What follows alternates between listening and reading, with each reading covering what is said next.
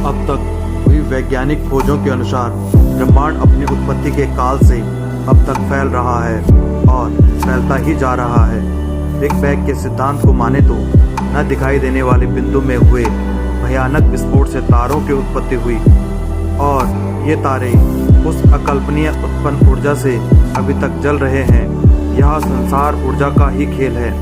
वैज्ञानिक कहते हैं कि उन्हीं तारों के बीच ठंडे हो गए छोटे छोटे तारों में ही कहीं जलती हुई एक धरती भी थी, जो ब्रह्मांड के विराट रूप में मात्र एक कण के समान है। करीब करीब 400 करोड़ साल पहले आग के गोले के समान इस धरती पर एस्टेरॉयड की टक्कर से ऊपर अंतरिक्ष में आसपास बिखरे टुकड़ों के इकट्ठा होने से चांद बना। चांद के बनने से धरती पर एक नए युग की शुरुआत हुई। यह युग था धरती पर मौसम की शुरुआत का युग। चांद धरती को स्थिर रखता है और मौसम को भी बनाए रखता है। चांद के होने के कारण ही धरती अपनी धुरी पर अच्छे से घूम रही है।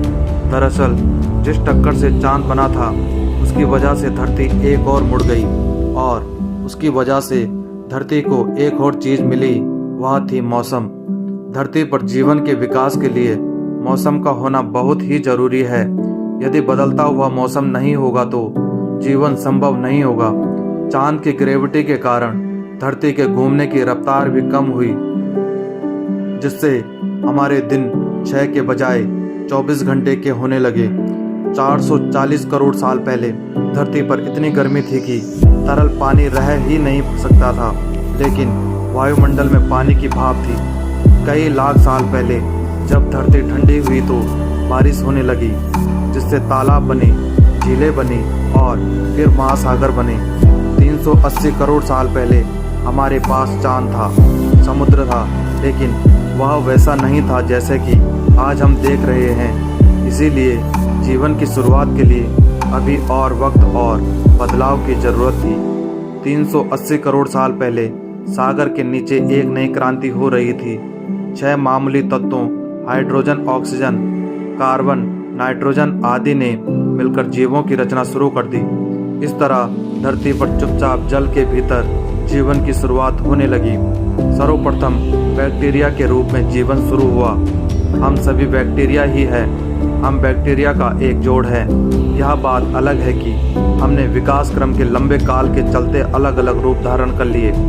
ये बैक्टीरिया लंबे काल तक समुद्र का सुख भोगते रहे और करीब 250 करोड़ साल पहले कुछ खास बैक्टीरियों ने महसूस किया कि ऊर्जा का इस्तेमाल जीने के लिए कैसे किया जाए।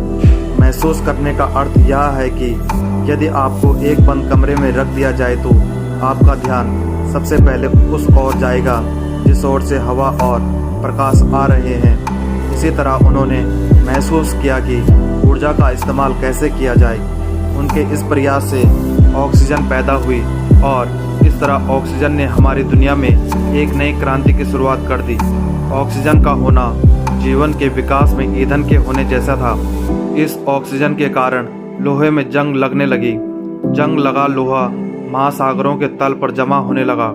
करोड़ों वर्ष बाद यह जंग लगा लोहे का विशाल ढेर बाहर आया। यही ठोस चट्टानों का रूप लेने लगा। जब महासागरों में जंग लगाने के लिए लोहा नहीं बचा तो ये बैक्टीरिया एक दूसरे काम में लग गए। उन्होंने इतनी ऑक्सीजन बनाई कि महासागर ऑक्सीजन से भर गया और वह ऑक्सीजन महासागर के ऊपर वायुमंडल में जाने लगी। इसके बाद इस घटना से जीवन के विकसित होने में रफ्तार आ गई और जीवन में एक लंबी छलांग लगाई। पहली बार किसी बैक्टीरिया ने ऑक्सीजन के सहारे भी जीना सीख लिया था।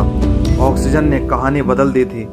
550 करोड़ साल पहले जब धरती अपना 440 करोड़वां जन्मदिन मना रही थी, तब वायुमंडल में ऑक्सीजन का स्तर 0 से बढ़कर 13% तक पहुंच गया था।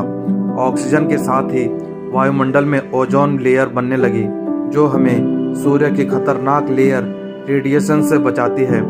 वैज्ञानिकों के अनुसार जब ऑक्सीजन की मात्रा बढ़ जाती है तो उसके दबाव से आकार भी बढ़ता है और जटिलताएं भी बढ़ने लग जाती है। इससे चलते समुद्र में जीव और जानवरों के सबसे ज़्यादा एवं सबसे उन्नत समूह पैदा हुए।